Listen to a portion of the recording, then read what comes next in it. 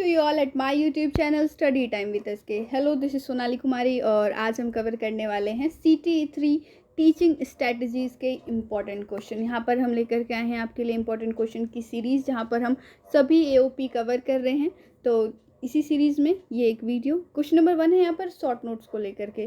तो यहाँ पर जो शॉर्ट नोट्स हम लेकर के आए हैं वो कई बार एज अ क्वेश्चन भी पूछे जाते हैं, तो आप लोग इन शॉर्ट नोट्स को बहुत अच्छे से प्रिपेयर कर लीजिएगा। ये बहुत ही इंपॉर्टेंट है। मैं एक बार आप लोगों के लिए रीड कर देती हूँ। पहला है advantages of pair and group work, interpretive reading, spoken versus written language.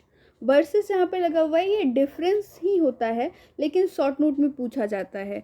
Next है different aspects of writing, why do we need course books, context of reading aloud, frequencies versus accuracy, the importance of supplementary reader, role play and simulation। बहुत ही important है।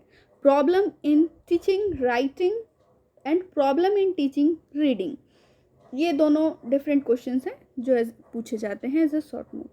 आगे बढ़ जाएंगे। importance of developing listening skills, cooperation and collaboration in the classroom, extensive and intensive listening comprehension, the need of course book, information and interactive routines, intensive and extensive reading, functional and situational syllabi, reading as a cognitive activity, teaching of functional grammar, group work in a communicative classroom, formal versus informal style of writing, developing instructional materials, mixed ability group, practitioner research, और last point है management of spoken interaction. ये वो short notes हैं जो बहुत ही important है, आप सभी इसके लिए प्रिपेयर कर लें। आगे बढ़ते हैं क्वेश्चन नंबर 2 की तरफ। In what way a practitioner research a part of good teaching? Discuss giving example। जो ये बात कही जा रही है ना practitioner research, ये होता है क्लास के अंदर ही रिसर्च करना कि आपकी टीचिंग कितनी अच्छी है, जो भी चीज़ें आप पढ़ा रहे हैं वो स्टूडेंट कितना कैच कर पा रहे हैं, फिर स्टूडेंट से फीडबैक लेना, फिर उस फीडबैक के ऊपर वर्क करना। ये होता है अपने क्लास के अंदर रिसर्च करना, ठीक है। और इन्हीं सभी चीज़ों को हम जब भी प्रैक्टिशनर रिसर्च आता है टीचिंग स्ट्रैटेजीज के अंदर तो हम ये सारी चीज़ें इंक्लूड करते हैं। क्वेश्चन नंबर 3 है during the reading process the reader and the writer together create the meaning and the constructed meaning is unique to the reader, discuss in the context of reading process। ये जितने भी questions हम लेकर के आए हैं 2 के बाद, ये 20 मार्क्स में पूछे जाने वाले क्वेश्चंस हैं, तो आप समझ लीजिए कि आपको कितना मटेरियल प्रिपेयर करना है किस क्वेश्चन के लिए। क्वेश्चन नंबर 4 है what is role of a teacher in a communicative class. Communicative class के अंदर टीचर का क्या रोल होता है? आप सभी जानते हैं, हम जब पढ़ते हैं टीचिंग स्ट्रैटेजी तो उसके अंदर टीचर का काफ़ी एक अच्छा रोल है कम्युनिकेशन को इंक्रीज़ करने में, क्लास के अंदर कम्युनिकेशन किस तरीके से हो इस चीज़ को इस्टेब्लिश करने में। तो आपको वो सारी पॉइंट्स यहाँ पर नोट डाउन करनी है। आगे बढ़ेंगे इसी क्वेश्चन के अंदर। Write about some of the warm up activities that the teacher can use in the classroom to effectively introduce a particular topic, and then आपको एक एग्जाम्पल भी देना है इसके लिए। आगे बढ़ते हैं क्वेश्चन नंबर 5 की तरफ। What is the approach of teaching grammar that is followed today. Teaching grammar को लेके बहुत सारे क्वेश्चंस बन सकते हैं, तो क्वेश्चन कोई भी बने, क्वेश्चन के शक्ल अलग हो सकते हैं लेकिन वो चीज़ें टीचिंग ग्रामर से ही रिलेटेड होती हैं, उनके प्रिंसिपल से ही रिलेटेड होती हैं, जो बात हम इस क्वेश्चन में बात करेंगे। What are the principle behind this approach and outline any 3 principles of grammar teaching. ये भी पूछा जाता है कि आज के क्लास में किस टाइप का अप्रोच यूज़ किया जाता है ग्रामर को टीच करने के लिए। आगे बढ़ते हैं क्वेश्चन नंबर 6 की तरफ। Why are warm up activities and ice breakers essential. Write briefly about a few such activities you can use in your classroom। Question number 7 है why is self monitoring important in teaching? How can it help in the professional growth of even the experienced teachers? Self monitoring बहुत ही ज़रूरी है teaching के। अगर आप profession में हैं तो एज ए टीचर कुछ लोग वर्क कर रहे हैं, कुछ लोग इन फ्यूचर टीचर की तरह ही वर्क करने वाले हैं, तो जो सेल्फ मॉनिटरिंग होती है इसमें ये देखा जाता है कि आप जो भी चीज़ें पढ़ा रहे हैं इस लेवल पे वो स्टूडेंट तक कितना पहुंच पा रहा है, ये सेल्फ मॉनिटरिंग होता है। आप कितना अपने आप को जो मौजूदा सिलेबस है उसके साथ लेकर के चल रहे हैं और आपकी क्लास के कितने स्टूडेंट उस सिलेबस को कैच कर पा रहे हैं, ये सारी चीज़ें सेल्फ मॉनिटरिंग के अंदर आती हैं। और कोई भी प्रोफेशनल अगर एक्सपीरियंस टीचर भी है उसे भी self monitoring time to time करना चाहिए, जिससे जो उनकी प्रोफेशनल ग्रोथ है वो अच्छी हो। क्वेश्चन नंबर 8 पे आ जाते हैं। What is meant by the communicative approach to the language teaching slash learning, what are its main features. आगे बढ़ेंगे क्वेश्चन नंबर 9 की तरफ। What criteria should be adopt in selecting text for intensive reading, support your answer with example. यहाँ पर intensive reading के लिए पूछा गया है, एक्सटेंसिव रीडिंग के लिए भी पूछा जा सकता है कि आपका क्राइटेरिया क्या होगा अगर आप कोई टेक्स्ट सेलेक्ट कर रहे हैं।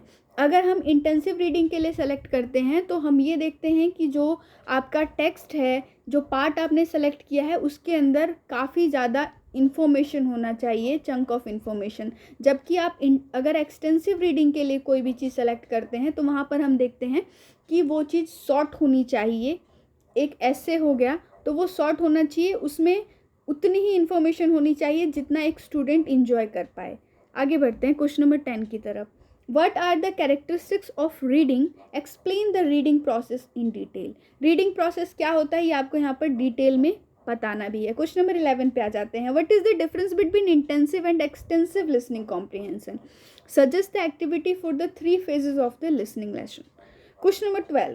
What aspects of pronunciation would you teach and why? आप प्रोनाउंसिएशन के क्या एक्सपेक्ट्स टीच करेंगे and explain how would you improve student pronunciation, give example. बच्चों के प्रोनाउंसिएशन को इंक्रीज़ करने का एक मेथड ये होता है कि आप क्लास के अंदर ऐसी एक्टिविटी को इंट्रोड्यूस कराएं जिसमें बच्चा प्रोनाउंसिएशन के देखने के लिए डिक्शनरी तक जाए, डिक्शनरी को देखे और फिर वहाँ से प्रोनाउंसिएशन को सीखे। और आप ये भी कर सकते हैं कि पूरे ईयर में बच्चे ने क्या क्या सीखा उसे एक नोट करते रहें, तो साल के एंड में आपको इतने सारे वर्ड्स मिल जाएंगे जो न्यू बच्चों ने सीखा है, जिसकी प्रोनाउंसिएशन वो आप सही तरीके से कर पा रहे हैं। आगे बढ़ते हैं क्वेश्चन नंबर 13 की तरफ। What is the main difference between internal and external evaluation of teaching material, why is it required, support your answer by giving example. आगे बढ़ते हैं क्वेश्चन नंबर 14 की तरफ। Explain the difference between adopting and adapting materials. यहाँ पर difference है, एक adopting है, दूसरा एडेप्टिंग है। ठीक है, आपको दोनों के बीच में डिफरेंस बताना है। इसके बाद है what method would you use to adapt a text that has very difficult vocabulary and is culturally alien. Question number 15। What is difference between internal and external evaluation of teaching material and why it is important. आगे बढ़ेंगे question number 16 की तरफ। What are the different approaches to teaching writing. लिखने के जो तरीका teach करना है उसके लिए क्या डिफरेंट अप्रोच है ये आपको बताना है। फिर develop a lesson plan to teach student how to write an analytical essay. Question number 17। Discuss the concerns about pair slash group work in a language classroom, how can you overcome the limitation of pair slash group work. देखिए, group work के अंदर या फिर pair work के अंदर limitation क्या होती है कि जो बच्चे होते हैं वो फिर पर्सनल टॉक स्टार्ट कर देते हैं। तो इसके लिए आप क्या करेंगे, इसके लिए आप क्लास को मॉनिटर करते रहिए। जो ग्रुप्स आपके वर्क कर रहे हैं उनके आसपास आप घूमते रहिए, लेकिन उन्हें डिस्टर्ब मत कीजिए। जब भी हेल्प की आपको अगर लगे कि उन्हें ज़रूरत है तभी अपनी असिस्टेंस दीजिए, तभी अपनी हेल्प दीजिए। ये एक तरीका होता है ग्रुप वर्क को और पेयर वर्क को स्मूथली कराने का क्लास के अंदर।